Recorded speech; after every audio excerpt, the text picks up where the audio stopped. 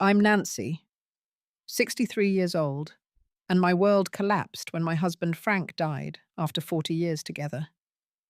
Our savings were gone after his cancer battle, so when my daughter Amanda offered her guest room, I was grateful. We'd never been extremely close, but family is family, right? I thought this arrangement would give me time to rebuild. I never imagined that one quiet evening would shatter that hope and force me to choose between dignity and security. If you're watching this video, I'd love to know where you're from. Hit the like button if you've ever had to start over in life, and subscribe to hear more stories about family relationships and unexpected new beginnings. After Frank's diagnosis of pancreatic cancer, our lives changed overnight. We had built a modest but comfortable life in Portland, Maine, where I taught elementary school for 25 years before retiring early to care for him. Frank worked as an accountant at a local firm, and while we weren't wealthy, we had enough saved for what we thought would be a comfortable retirement. We had a small two-bedroom house just 3 blocks from the ocean, where we'd walk every morning, rain or shine. The 18 months of Frank's illness drained everything: our energy, our hope, and ultimately our financial resources. The medical bills kept coming despite our insurance. Experimental treatments not covered by insurance medications, home care equipment, and eventually hospice care at home depleted our savings rapidly. I sold our car first, then my grandmother's antique jewelry, and finally there was no choice but to put the house on the market. Frank passed away on a Tuesday morning in October. I was holding his hand when he took his last breath, whispering about the summer we met in 1979 at a county fair. The funeral was small but beautiful. Amanda flew in from Seattle with her husband James and their 2 children, Lily, who was 15, and Noah, who had just turned 13. "Mom, you can't stay here alone," Amanda said as we sat in the kitchen after everyone had left. "We have plenty of space. Come to Seattle and stay with us while you figure things out." I didn't want to leave our home, but the reality was I couldn't afford to keep it. The medical bills had eaten through our savings, and Frank's life insurance barely covered the funeral expenses and remaining hospital bills. At 63, the prospect of starting over was terrifying. "I don't want to impose," I said weakly. "Don't be silly," Amanda insisted. "The kids would love having their grandmother around." I sold the house within 2 months for less than I'd hoped. After paying off the remaining mortgage and medical bills, I had about $20,000 left, not nearly enough to restart my life. I packed what I could into 4 suitcases, donated most of our belongings to the local church, and boarded a flight to Seattle with a mixture of grief and apprehension. Amanda lived in a beautiful 2-story home in an upscale neighborhood of Seattle. The house had 5 bedrooms, a swimming pool, and a view of Puget Sound. It was nothing like our modest Portland home. Amanda had done well for herself as a marketing executive for a tech company. Her husband James worked as a corporate attorney, and together they lived a lifestyle I barely recognized. The guest room they prepared for me was larger than the master bedroom in my old house. It had its own bathroom, a queen-sized bed, with an expensive-looking duvet and large windows overlooking their perfectly manicured backyard. "This is just temporary, Mom," Amanda said as she helped me unpack, "until you find your footing again." The first few weeks were a period of adjustment for everyone. I tried to find my place in their routine without disrupting their lives. Amanda left for work by 7 each morning, James slightly earlier. The kids caught the school bus at 7:30. I would wake up early to make coffee and prepare breakfast for everyone trying to be useful. "You don't have to do that, Nancy," James said one morning, pouring the coffee I'd made into a travel mug. "We usually just grab something on the go." "I don't mind," I insisted. "It's the least I can do." But I noticed how both Amanda and James would often leave the breakfast I'd prepared untouched, grabbing protein bars or stopping at coffee shops instead. It was the first sign that perhaps my efforts to contribute weren't aligning with their lifestyle. In those early days, I noticed other small tensions too.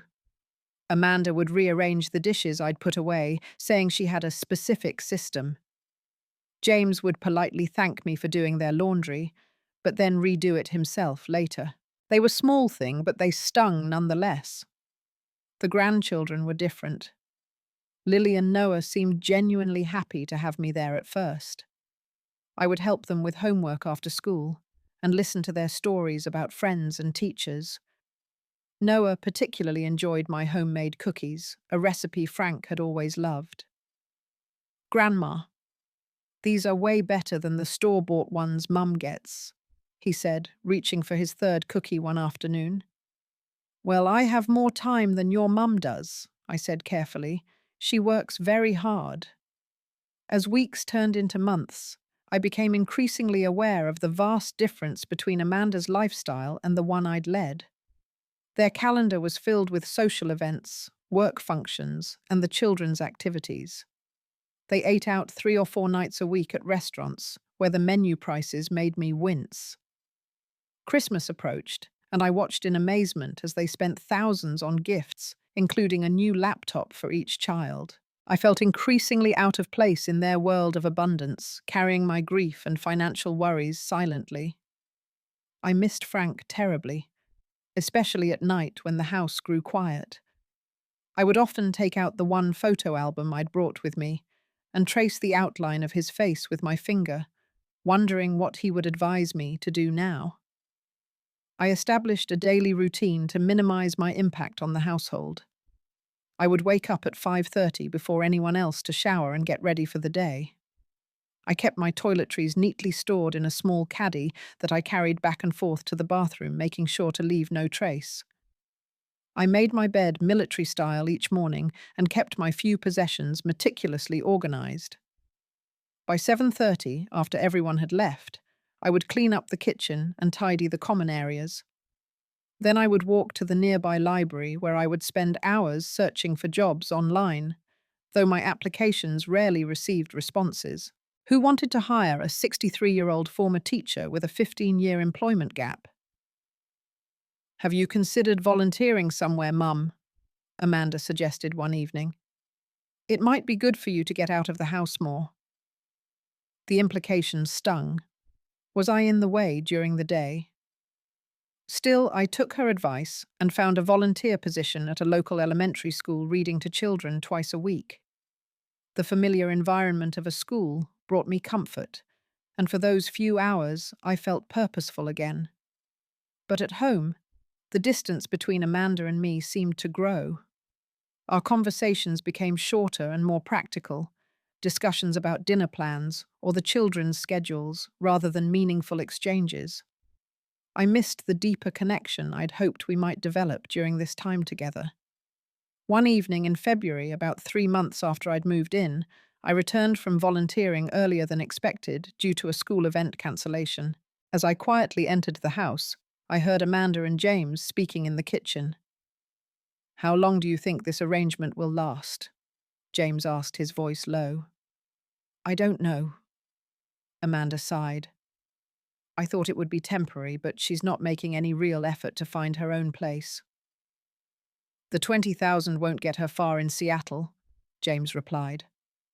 "I know, but we never signed up for this to be permanent," Amanda said.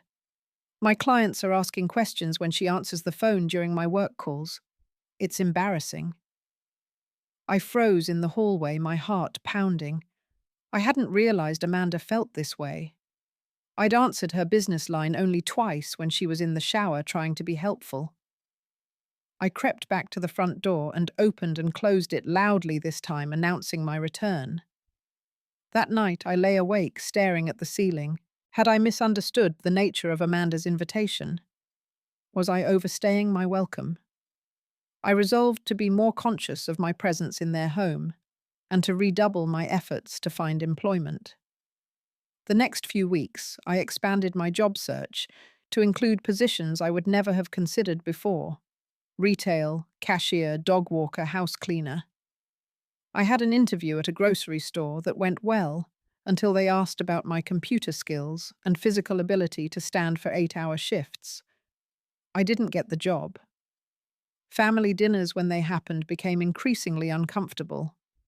Amanda and James would discuss people from work or social events I didn't know using industry jargon I didn't understand.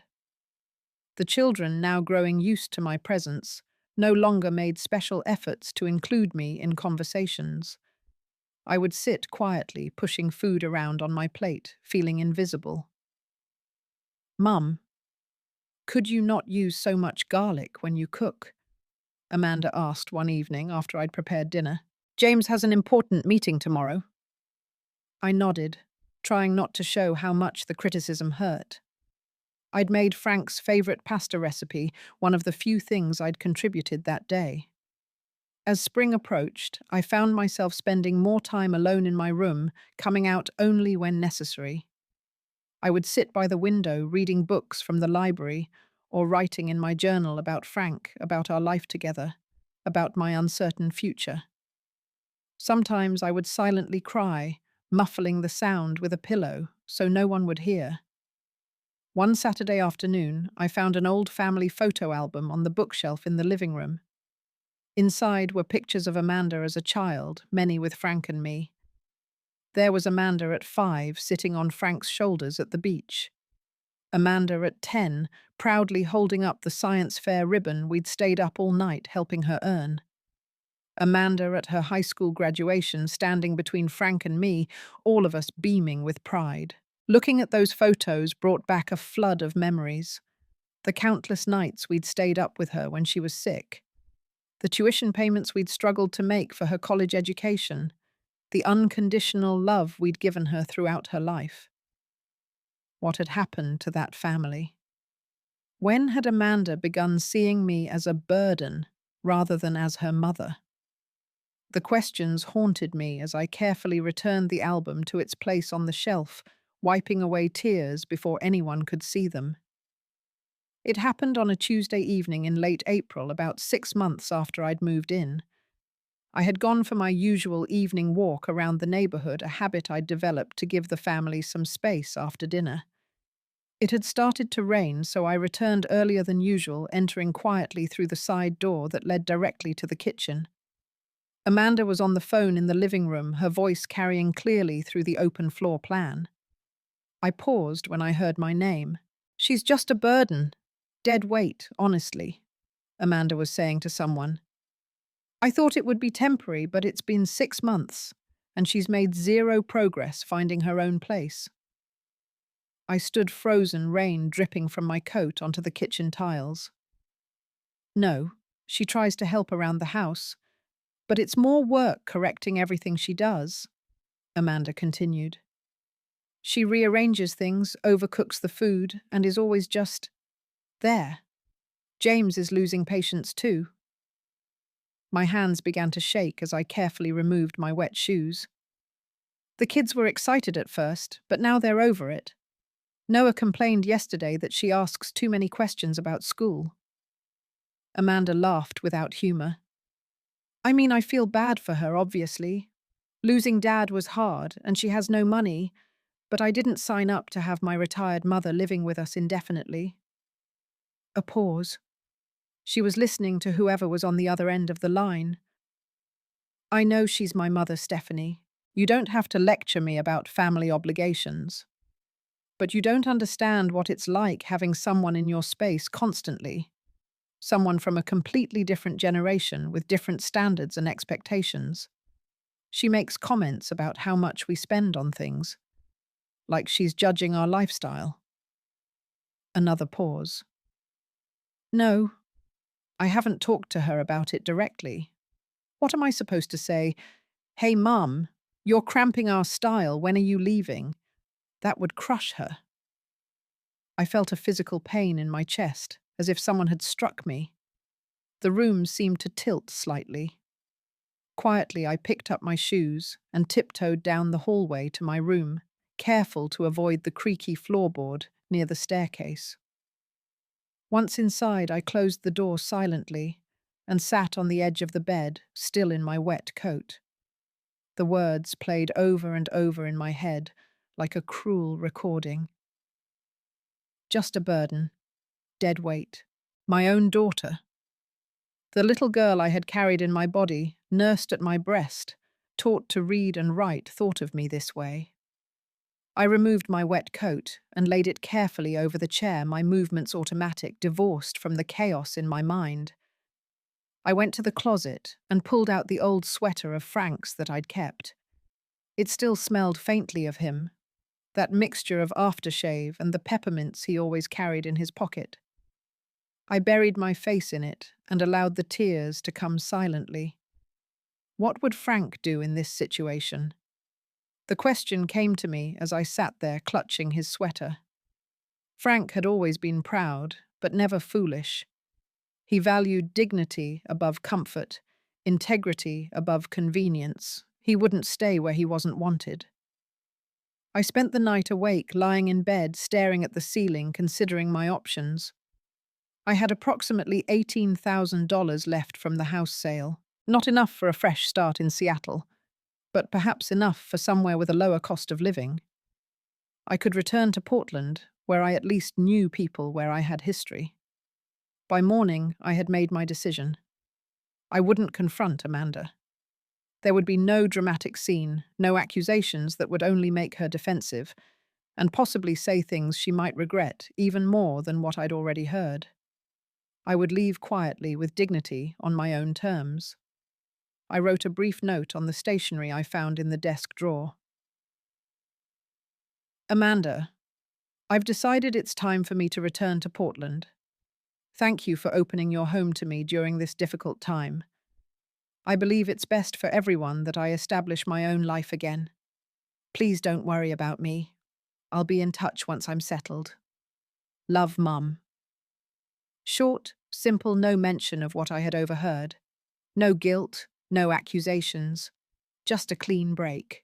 In the early hours before dawn, I packed my belongings into the same 2 suitcases I'd arrived with, leaving behind the items I'd acquired during my stay. New clothes Amanda had bought me for Christmas books. I hadn't finished reading the houseplant Lily had given me for my room. I took only what was truly mine, what I had brought from the life I'd shared with Frank. I called a taxi using the app on my phone, one of the few modern conveniences I'd mastered during my stay. At 5:15, as the first light of dawn was breaking, I took one last look at the room that had been my temporary home and closed the door softly behind me. The taxi dropped me at the bus station downtown. I purchased a ticket for the first Greyhound heading south toward Portland, scheduled to depart at 7:30. Sitting on the hard plastic chair in the waiting area, surrounded by my 2 suitcases, I felt strangely calm. The initial shock and hurt had crystallized into something else, determination. I boarded the bus with the other early morning travelers, a mix of people going to work in neighboring cities, visiting family, or like me, starting over. The journey would take nearly 4 hours, giving me time to formulate a plan. My phone began buzzing around 9. Amanda must have found my note. I turned it off, not ready for that conversation yet. I needed to secure my own footing first. Portland welcomed me back with grey skies and familiar rain. I took a taxi from the bus station to a modest motel near the downtown area, one Frank and I had once recommended to out-of-town visitors because of its cleanliness and reasonable rates. I paid for 5 nights up front, buying myself time to figure out next steps. The room was basic but clean, a double bed, small bathroom, desk and chair. I unpacked only what I needed immediately and sat down at the desk with a notepad from the drawer. I needed to be methodical about this. First housing, then income. I had to make my $18,000 stretch until I could establish myself again. That afternoon, I turned my phone back on to find 8 missed calls from Amanda, 3 from James, and a dozen text messages ranging from confused to concerned to angry. "Mom, what are you doing? Call me right away. This is ridiculous. Where are you? Are you trying to punish me for something? This is childish behavior." The last message made me pause. "Mum, please just let me know you're safe. Whatever's wrong, we can talk about it." I sent a single text in response. I'm safe. I need some time. Please respect that. Then I called Judith, my oldest friend, who still lived in Portland. Frank and I had been close with Judith and her husband Tom for decades before Tom's death 3 years ago. Judith had been one of my emotional anchors during Frank's illness. Nancy, her voice was filled with surprise and delight. Are you visiting Portland? Not exactly, I said, and found myself explaining everything. The financial situation after Frank's death, moving in with Amanda, and finally the painful words I'd overheard. Oh, Nancy, Judith sighed. I'm so sorry, but I'm not entirely surprised you're back.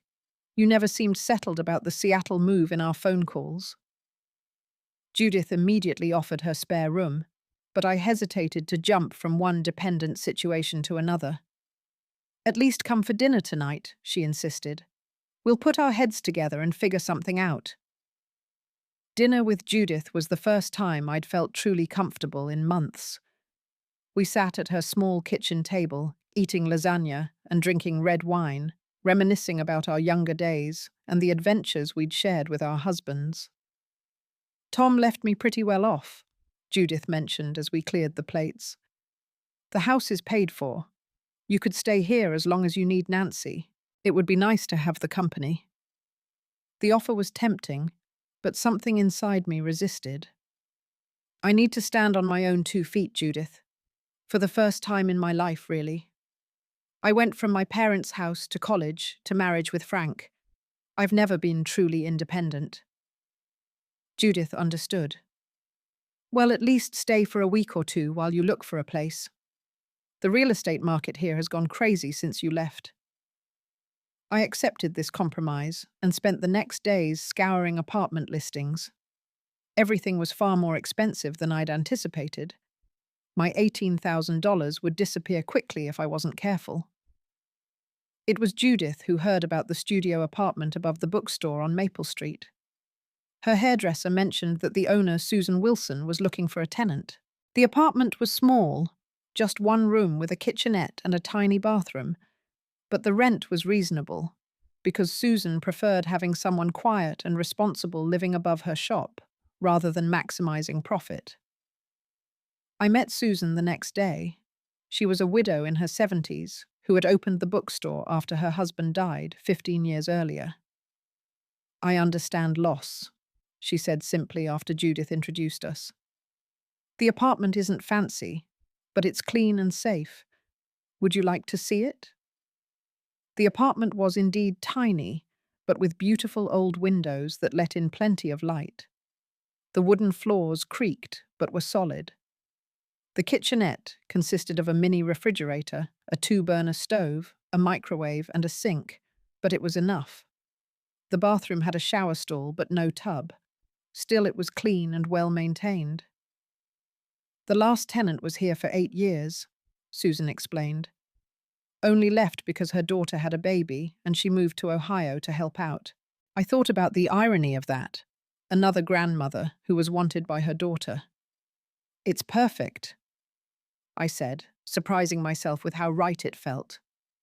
When could I move in? How about tomorrow? Susan smiled. First month's rent and deposit, and it's yours. I paid her immediately from my dwindling savings and returned to Judith's to gather my things. For the first time since Frank's death, I felt a small spark of hope. I had a place of my own. It wasn't much, but it was mine. No one could call me a burden here. 3 months passed quickly as I settled into my new life. The studio apartment gradually became home as I added small touches, a colourful throw pillow from the thrift store, a potted plant for the windowsill, a set of second-hand dishes. I kept things minimal, partly out of financial necessity, but also because there was something freeing about not being surrounded by possessions. My relationship with Susan evolved from landlord-tenant to friendship. One day, as I was leaving the building, she called up to me from the bookstore entrance. Nancy, I don't suppose you'd be interested in helping out down here a few hours a week? My arthritis makes shelving books quite painful these days. What started as a few hours of volunteer work soon became a part-time paid position. I discovered I had a knack for bookselling, remembering titles and authors, making recommendations, creating attractive displays. Susan taught me the bookkeeping and inventory management system. She used skills that gave me confidence I could still learn new things at my age. "You're a natural," Susan said one day as we closed up shop. "The customers love you and sales are up since you started." My financial situation stabilized somewhat. I applied for Social Security benefits, which, while not substantial, provided a reliable monthly income. Combined with my earnings from the bookstore and careful budgeting, I was managing to make ends meet. I found all the senior discounts in town and became adept at stretching my dollars through careful meal planning and shopping. Working at the bookstore brought unexpected social connections. I got to know regular customers, many of whom were retirees like me. Susan hosted a weekly book club in the shop's cozy reading corner, which I joined hesitantly at first, but soon came to eagerly anticipate. It was at the book club that I met Jack, a retired high school English teacher who had lost his wife to breast cancer 2 years earlier. He came in initially looking for books on gardening, a hobby he'd taken up after his wife's death. "Gardens are good for grief," he told me the first time we really talked. "Something about nurturing living things helps heal the heart." Jack invited me to join the community garden where he had a plot. Having grown up on a farm in Minnesota, I had experience with growing vegetables, but hadn't gardened in years. Working the soil again, planting seeds and watching them sprout, brought a simple joy I had forgotten. During those 3 months, Amanda called repeatedly. At first, I let most calls go to voicemail, not ready to engage. Her messages evolved from angry, "I can't believe you just left without a real explanation," to concerned, "Mom, please call me, we're worried about you," to resigned, "I guess you need space. We're here when you're ready to talk." Eventually, I began answering, occasionally keeping conversations brief and practical. Yes, I was safe. Yes, I had a place to live. No, I didn't need money. I wasn't ready to share details about my new life or to discuss what had happened. Each call left me emotionally drained. I spent much of my free time processing my feelings through journaling, a practice recommended by a free seniors counseling service I'd found. I wrote letters to Frank that I never sent, pouring out my fears, my hurt, my small triumphs. I wrote about Amanda too, trying to understand the gulf that had grown between us. As spring turned to summer, I felt myself healing. The raw wound of hearing my daughter call me a burden began to scab over. I still thought about it, still felt the sting, but it no longer dominated my thoughts. I was too busy living my new life, working at the bookstore, tending my garden plot, making friends, rediscovering old hobbies like watercolor painting. One unexpected joy was starting a children's reading hour at the bookstore on Saturday mornings. Susan had mentioned wanting to do this for years, but never finding the time. Drawing on my teaching background, I created a program that quickly became popular with local families. Sitting on a special chair in the children's corner, reading stories to wide-eyed little ones, I found myself thinking less about what I had lost and more about what I could still give. Jack and I grew closer, taking walks along the waterfront, having coffee after gardening sessions, occasionally sharing simple meals at local cafes. Neither of us was ready for romance, but the companionship of someone who understood grief was invaluable. We could talk about our spouses without awkwardness, share memories both painful and sweet, and sit in comfortable silence when words weren't needed. "You're different than when I first met you," Jack remarked one evening as we sat on a bench watching the sunset over the harbor. "Stronger." Am I? I hadn't thought about it that way. Definitely. When you first came to the garden, you seemed fractured. Now you seem whole again. I considered his words as I walked home that evening. Perhaps he was right. The woman who had crept out of her daughter's house in the pre-dawn darkness, shattered by rejection, was not the same woman who now had keys to her own apartment, a job she enjoyed, friends who valued her company, and a growing sense of purpose. Somewhere along the way, I had begun to rebuild not just my life, but myself. 6 months after my quiet departure from Seattle. The bell above the bookstore door jingled on a rainy Tuesday afternoon. I was arranging a new display of mystery novels and turned to greet the customer with my usual smile. "Mum." Amanda stood just inside the door, water dripping from her umbrella. She looked thinner than I remembered, with dark circles under her eyes. For a moment, neither of us spoke. "How did you find me?" I finally asked, my voice surprisingly steady. "Judith," Amanda replied. "I've been calling her for months. She finally took pity on me last week." I nodded, not surprised. Judith had mentioned Amanda's calls, asking if I was ready to reconnect. I hadn't been, not yet. "You work here?" Amanda looked around the cozy bookstore with its floor-to-ceiling shelves and reading nooks. "Yes, and I live upstairs." I gestured toward the ceiling. "Would you like some tea? Susan can cover for me for a bit." Amanda nodded, looking relieved that I wasn't immediately sending her away.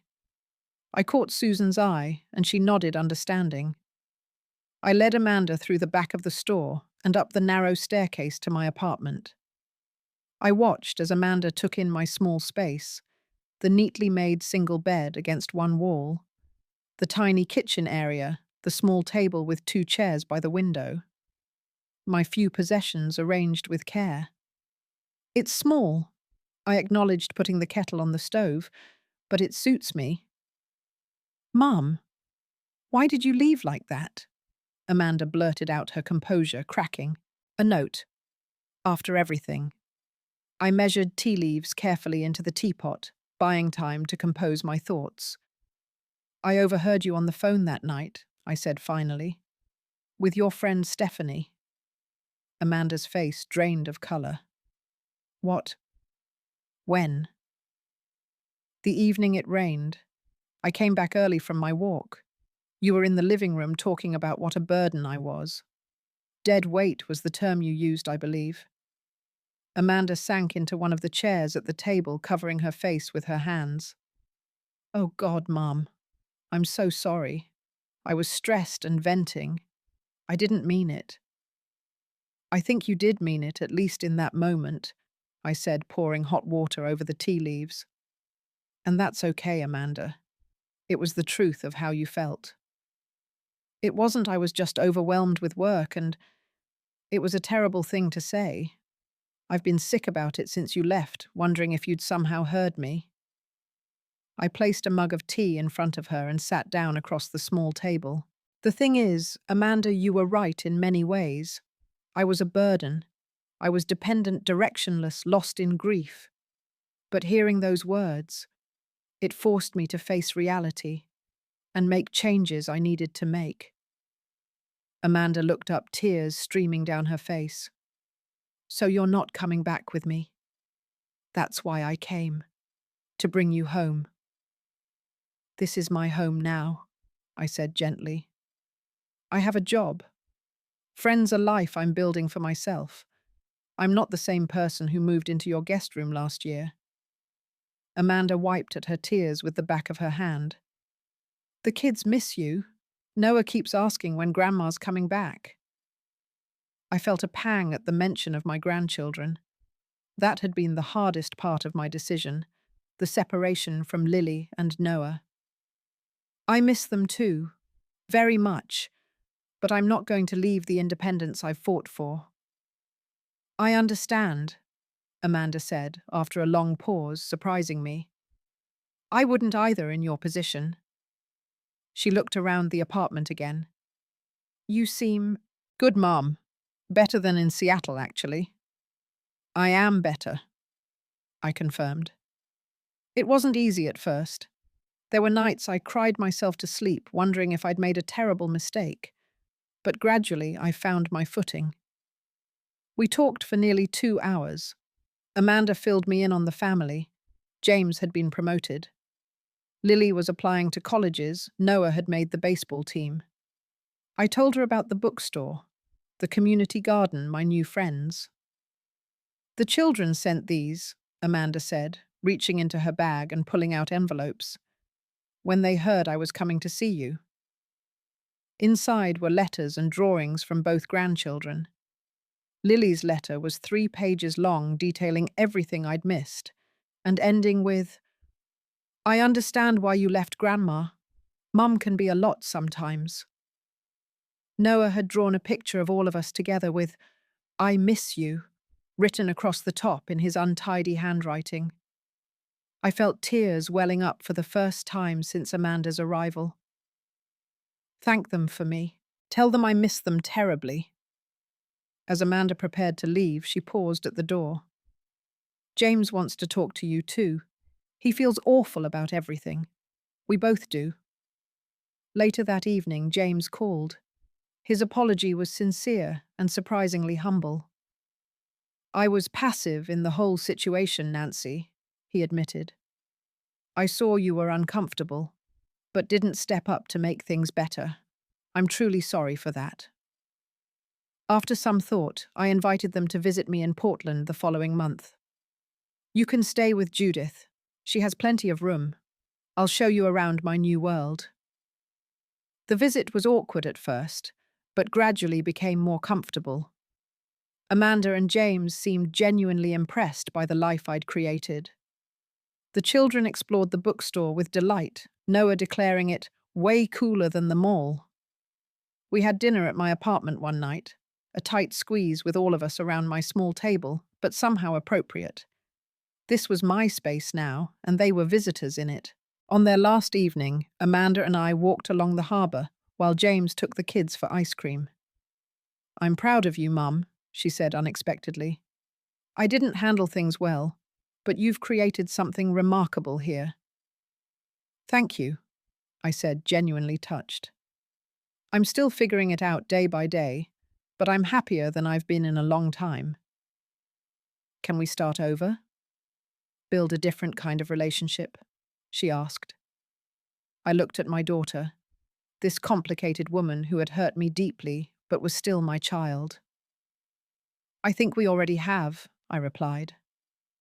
1 year after I left Seattle, my life had transformed completely. My tiny apartment above the bookstore truly felt like home, decorated with flea market finds and filled with books Susan let me borrow from the shop. My part-time job had expanded to nearly full-time, as Susan's health issues made it harder for her to manage the store alone. "I'm thinking of making you manager," she told me one day as we were closing up. "My doctor says I need to cut back on hours, and there's no one I trust more with this place." The promotion came with a modest raise that, combined with my Social Security benefits, allowed me a bit more financial breathing room.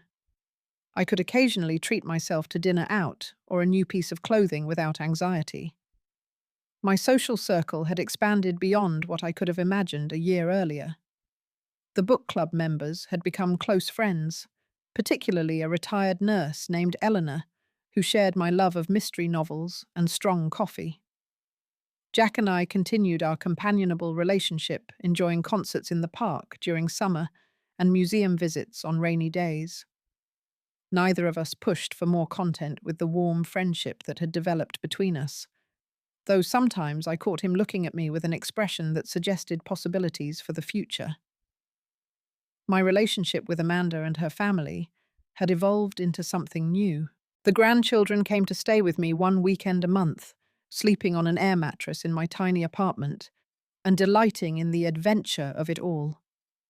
Noah loved helping in the bookstore, proudly wearing the employee apron that Susan had hemmed to fit him.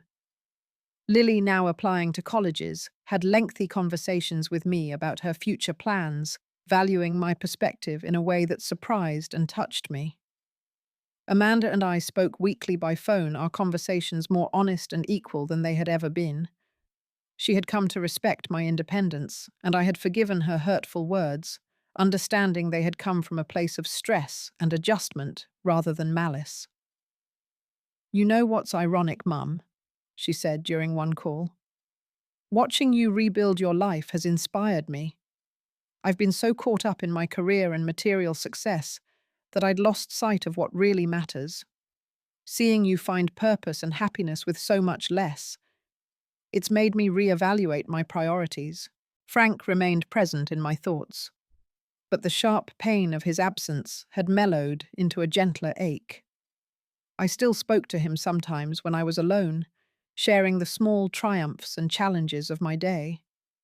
I liked to think he would be proud of the woman I had become in his absence, stronger, more self-reliant, but still open-hearted. On the anniversary of my departure from Seattle, I took the day off work and walked to the harbor where Frank and I had spent so many happy mornings during our marriage.